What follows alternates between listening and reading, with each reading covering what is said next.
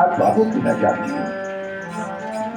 এখন একটু গড়াগড়ি দিয়ে নেই, কেন কাল যদি বলি করি। দেখবেন বাবা, যদি কাউকে বলা হয় না বাবা চলো না একটু সঙ্গে যাবো, বলে আমার সময় হয়নি। কথাই বলে আমার সময় হয়নি। তাদের কাছে একটু জিজ্ঞাস, তার মানে তার আয়ুটাকে সে, আমার মনে হচ্ছে তিনি তার নির্দিষ্টতার মধ্যে রেখে দিয়েছে। হয়তো জানেন, পরে জানেন। যার সময় হয়নি তিনি হয়তো জেনে গেছেন তার এই আয়ু পাখি প্রাণ পাখি কবে বেরোবো, তার কাছে হয়তো জানা আছে। যাদের কাছে জানা নাই তারাই এসেছে। যাদের কাছে আয়ু পাখি কোথায় বলছে, আমার আয়ু পাখি, আমার প্রাণ পাখি ঘাটে বাঁধা, কুন্দির জানি যাই মারা। আমার প্রাণ পাখি ঘাটে বাঁধা, কুন্দির জানি যাই মারা। সেই বাবাজিরাই এসছেন, সেই মায়েরা এসছেন, জানেন সময় নেই বলে বেলা নাই, বেলা নাই, আমার বেলা নাই, সময় কোথায় সময় নেই। এই সাধু সঙ্গ করবার জন্য মনে মনে ভাবি আমার হলো না, আমার হলো না কেন?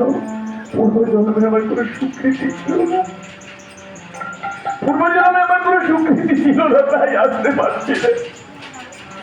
গুরু যদি কৃপা না করে এখানে এসেও থাকা যাবে না, চলে যেতে হবে। আর গুরু কৃপা করলে যেখানেই থাকুক না কেন, যত দূরই থাকুক না কেন, এই সাধু বৈষ্ণবের কাছে চলে আসতে। গুরু কৃপাই কেবল, গুরু কৃপাই কেবল, গুরু কৃপাই কেবল। গুরু তুমি আমায়, তুমি আমায়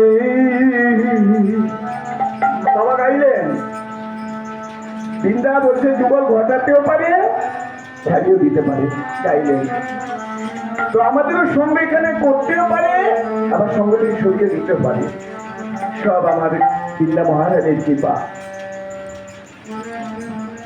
তো আজকে হয়তো খুব একটা সময় নেই বাবা, কত সময় আছে?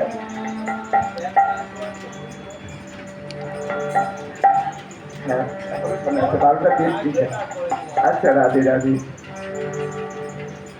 তো নৈমিষারণ্যে এই ভাগবত কথা প্রথম অনুষ্ঠিত হয়েছিল।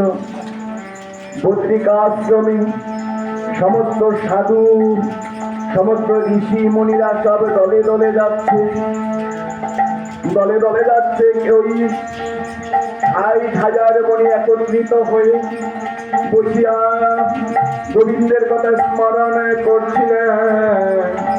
উক্ত সময় উগ্র